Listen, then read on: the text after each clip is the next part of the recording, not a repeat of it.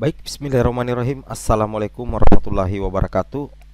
Jumpa lagi dengan saya di Abil Maiwa Channel. Jadi teman-teman, channel ini merupakan channel pendidikan tempat kita berbagi tentang aplikasi pendidikan, Microsoft Office, serta tips dan triks komputer. Jadi pada video kali ini Bapak Ibu ya, kembali lagi admin akan mencoba ya mengupdate informasi terbaru terkait P3K, dan di sini kita berbicara mengenai seleksi observasi yang akan diikuti oleh guru P1 dalam kurung TP. Maksudnya ini guru P1 dalam kurung TP, yaitu turun prioritas ya. TP ini turun prioritas ya, kami singkat. Dan juga untuk P2 murni dan P3. Misalkan ya, ini untuk skenario penentuan kelulusan ya.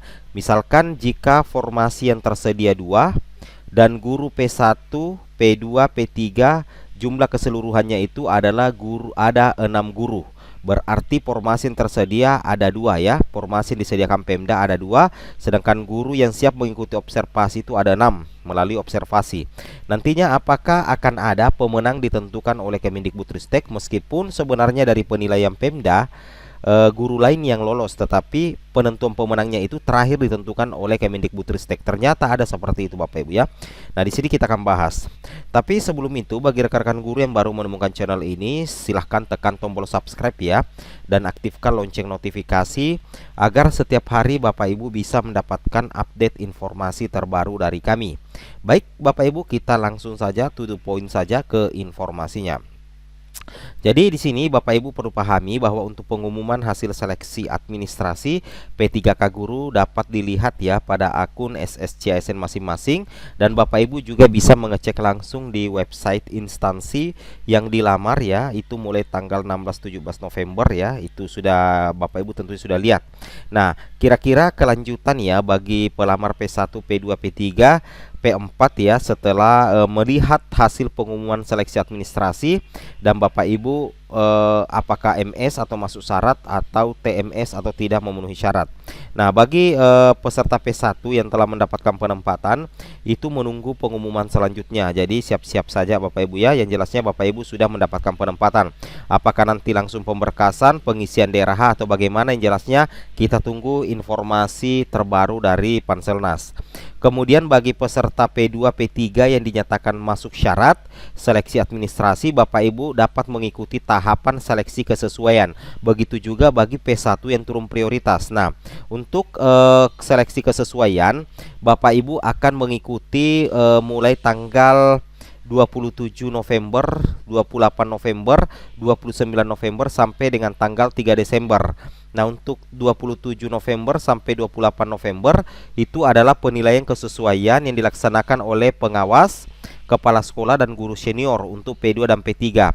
Sedangkan penilaian kesesuaian oleh Dinas Pendidikan dan BKPSDM itu untuk P2 dan P3 direncanakan melalui jadwal resmi dari BKN itu tanggal 29 November sampai dengan tanggal 3 Desember 2022.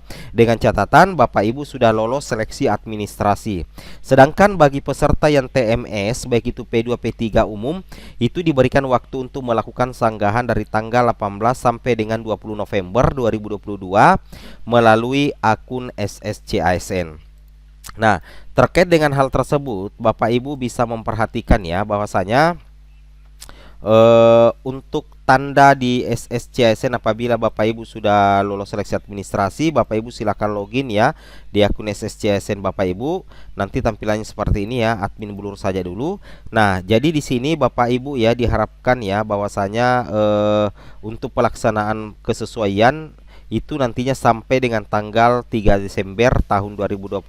Jadi Bapak Ibu harus siap-siap ya untuk mengikutinya. Mudah-mudahan bisa lolos. Nah, terkait dengan bagaimana skema penempatan, di sini kami siap sajikan berikutnya.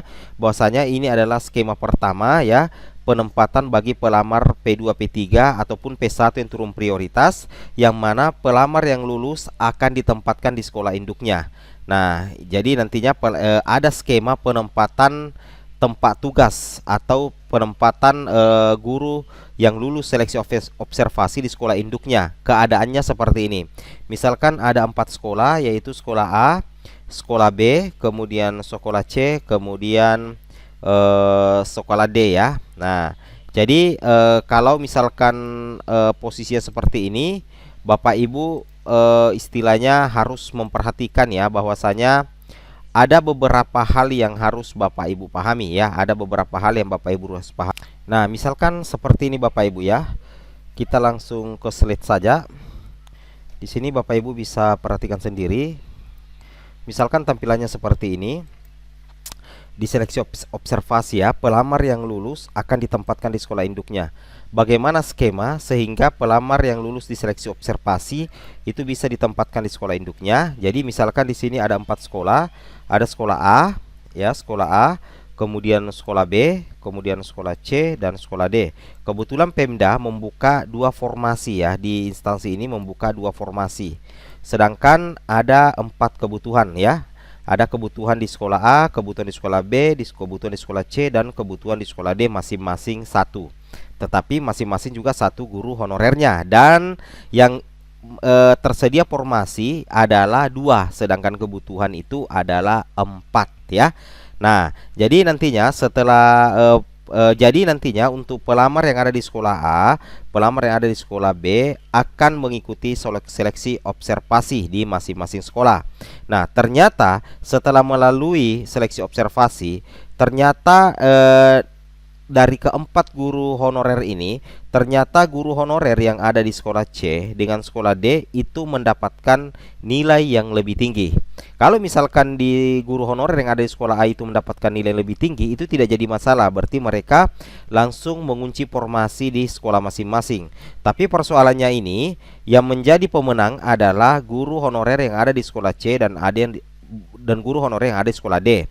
Jadi karena tidak mungkin guru yang ada di sekolah C dan guru yang ada di sekolah D itu menggeser atau mengisi formasi yang ada di sekolah A dengan ada di sekolah B. Karena di seleksi P3K 2022 itu sudah tidak ada lagi sistem geser-menggeser seperti itu ya.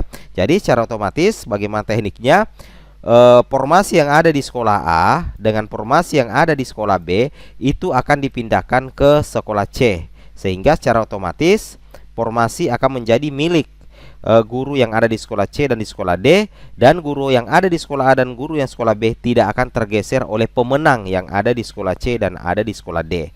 Nah, ini adalah salah satu skenario penempatan bagi pelamar P1, P2, P3 yang mengikuti seleksi observasi. Penempatannya itu adalah di sekolah induk dan tidak ada sistem geser-menggeser. Seperti itu. Kemudian skenario kedua, pelamar yang lulus akan ditempatkan di sekolah induknya. Jika tidak ada kebutuhan, maka akan ditempatkan pada sekolah yang membutuhkan. Nah, jadi misalkan pelamar yang lulus akan ditempatkan di sekolah induknya. Tetapi misalkan tidak ada kebutuhan, maka akan ditempatkan pada sekolah yang membutuhkan. Artinya ditempatkan di sekolah yang membutuhkan guru honorer maksudnya ya. Nah, misalkan di sini ada 3 sekolah ya, ada 3 sekolah, sekolah A, sekolah C, dan sekolah D. Sekolah A itu ada formasi 1, ada guru honorer 1 yang siap observasi. Sedangkan di sekolah C ada 2 guru honorer dan di sekolah D ada 2 guru honorer, dan masing-masing di sekolah C dan di sekolah D itu hanya memiliki 1 kebutuhan ya, hanya memiliki 1 kebutuhan. Jadi terdapat kelebihan jam mengajar ya, terdapat kelebihan guru di sekolah C dan di sekolah D. Nah, misalkan setelah melalui proses observasi, ternyata pemenangnya adalah guru yang ada di sekolah C. Ya, jadi pemenangnya di sini adalah guru yang ada di sekolah C yang kelebihan tadi, kelebihan 1 guru Bapak Ibu ya.